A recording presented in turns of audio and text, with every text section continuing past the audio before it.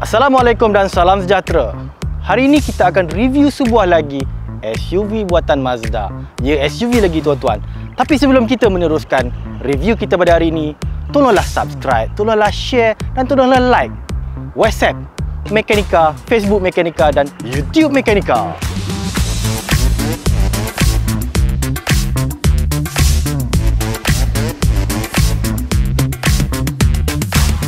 Mazda memang terkenal dengan desain kodo desain dia. Tapi pada masa sama, kodo desain ni menjadikan rekaan Mazda tu agak rigid.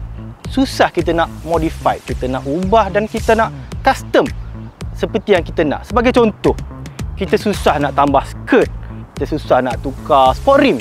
Dan kalau kita tambah spoiler kat belakang pun dia kadang-kadang jadi tak cantik sebabkan kodo desain tu sendiri. Ini kita boleh namakan sebagai rigid, dia desain tu agak rigid lah. So, Mazda memperkenalkan Ignite Edition untuk Mazda CX-9.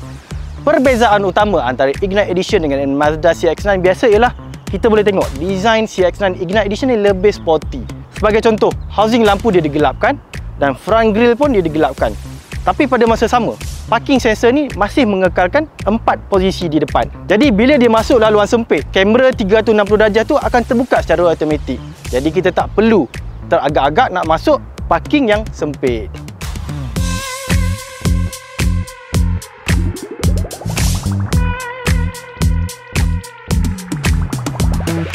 Untuk bahagian enjin, CX-9 dia masih mengekalkan enjin yang sama seperti dulu. Enjin 2500cc Skyactiv G 4 silinder dengan turbo yang menghasilkan 228 horsepower dan 420 Nm torque.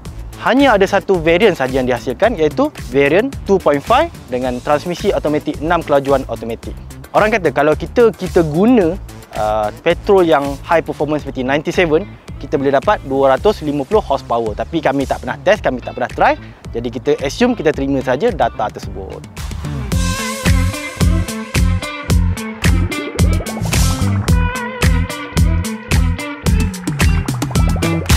Untuk wheelbase, sebenarnya CX-9 berkongsi wheelbase yang sama dengan CX-8, iaitu wheelbase antara kedua-dua SUV ni adalah sama, 2990mm, hampir 3 meter. Tapi yang membezakan antara CX-8 dengan CX-9 ialah lebar dia, di mana lebar CX-9 ini menghampiri 2 meter, iaitu pada 1996mm, menjadikan desain CX-9 lebih proportion berbanding dengan CX-8. Bukannya CX-8 tak cantik, tapi kalau kita tengok daripada sudut belakang macam ni, kita tengok CX-8 tu akan memanjang sedikit. Jadi desain dia macam kurus dan panjang. Di mana kalau kita tengok CX-9, desain dia lebih panjang dan cantik. Dan bagi Ignite Edition, dia menerima rim berkala hitam 20 inci dan juga side mirror yang berwarna hitam, menjadikan rekaan dia lebih sporty dan menarik.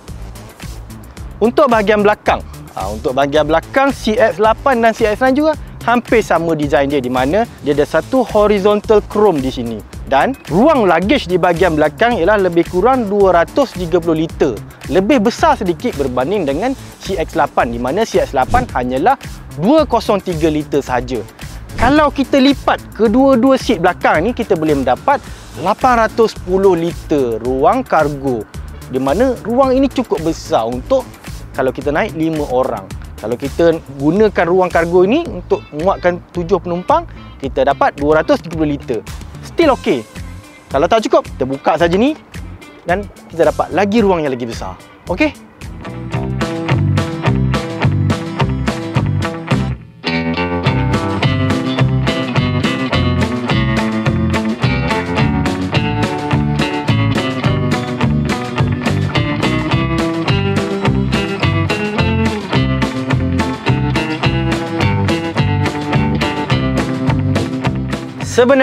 Sebenarnya untuk CX-9 dia menerima lebih banyak pembaharuan di bahagian dalam untuk menjadikan dia lebih moden.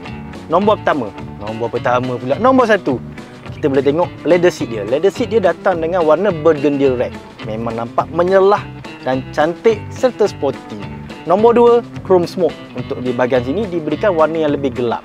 Dan nombor 3, dia mendapat Apple CarPlay wireless, tapi sebabkan telefon saya Android, dia hanya mendapat wire Android Auto. Dan yang ketiga, dan nombor 3, dia mendapat Apple CarPlay. Kereta ini mendapat 12 speaker Bose sekeliling kereta dengan yang menghasilkan bunyi yang sangat premium. Dan yang terakhir sekali, dia ada sunroof, yang mana Abang Jaafar memang suka kereta yang tak ada bumbung.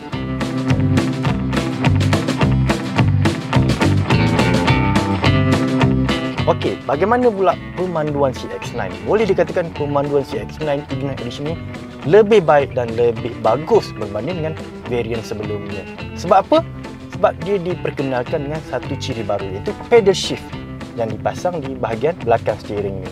Sebab saya akan menggunakan pedal shift bila saya nak masuk ke seleko, bila saya nak keluar seleko dan bila saya nak brake. Pedal shift di sini.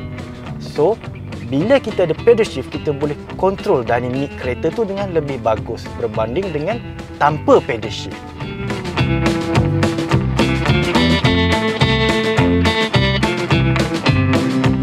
Ada orang tanya, Brian, okey ke minyak kereta CX-9 ni?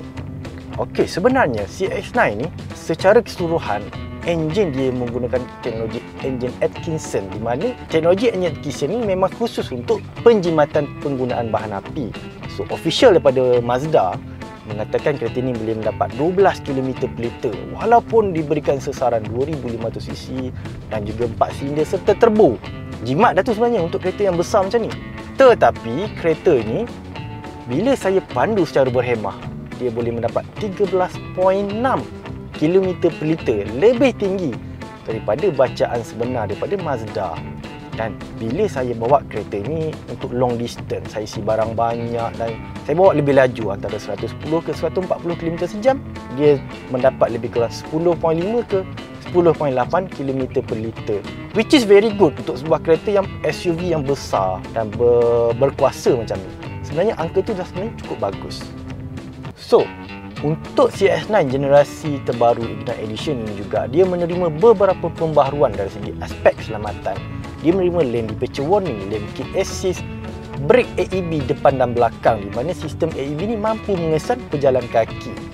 Dan beberapa kali juga AEB ni menyelamatkan saya daripada terlanggar ataupun hampir-hampir terlanggar kereta orang. Serta kalau kita tengok dekat depan tadi, dekat logo Mazda tadi, dia sebenarnya logo yang plastik, cover plastik. Di belakang cover tadi sebenarnya ada sensor untuk sistem MRCC, Mazda Radar Cruise Control.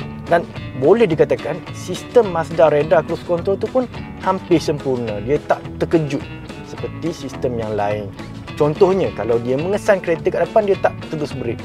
Dia hanya memberikan brake yang sangat perlahan. Dan bila kita cari ataupun dia menjumpai lorong yang sesuai untuk dia pecutkan, dia akan pecut balik dengan segera. Dan akhir sekali dia menerima juga sistem adaptive high beam, di mana adaptive high beam ni dia boleh memilih untuk mematikan sesetengah lampu yang ada pada lampu depan tu supaya dia mewujudkan bayang kepada pemandu daripada hadapan. Itulah sistem yang diterima oleh Mazda iActive Sense yang terbaru untuk CX-9 Ignite Edition.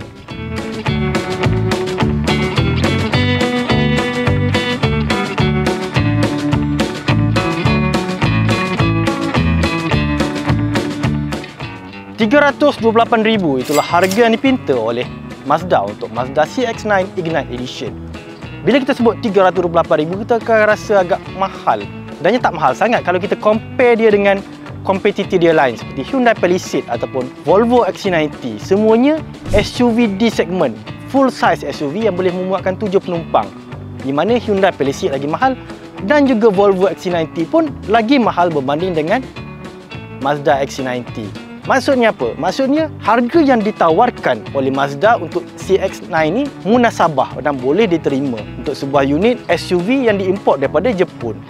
Kalau kita rasa harga itu agak mahal, maka kita ada pilihan kedua, itu Mazda CX-8 yang kami telah review beberapa minggu lepas, di mana harga CX-8 yang lebih murah lebih kurang $200,000 lebih saja. Tapi apa yang menjadikan CX-9 lebih menarik berbanding dengan pesaing dia yang lain ialah bagaimana kualiti pemanduan Mazda itu sendiri. Seperti yang saya sebut tadi, Jinba Itai, ataupun bagaimana hubungan antara pemandu dan juga kenderaan yang dipandu menjadikan Mazda ini lebih menarik, lebih seronok, lebih rasa kereta, lebih connected antara pemandu dan juga kereta. Dan atas sebab itulah saya akan rasakan Mazda CX-9 ni lebih menarik berbanding dengan kompetitor yang lain. Sekian saja review kereta daripada kami berkenaan dengan Mazda CX-9 Ignite Edition. Sehingga kita berjumpa lagi. Jangan lupa subscribe, like, share dan share lagi YouTube kami. Sehingga berjumpa lagi. Assalamualaikum.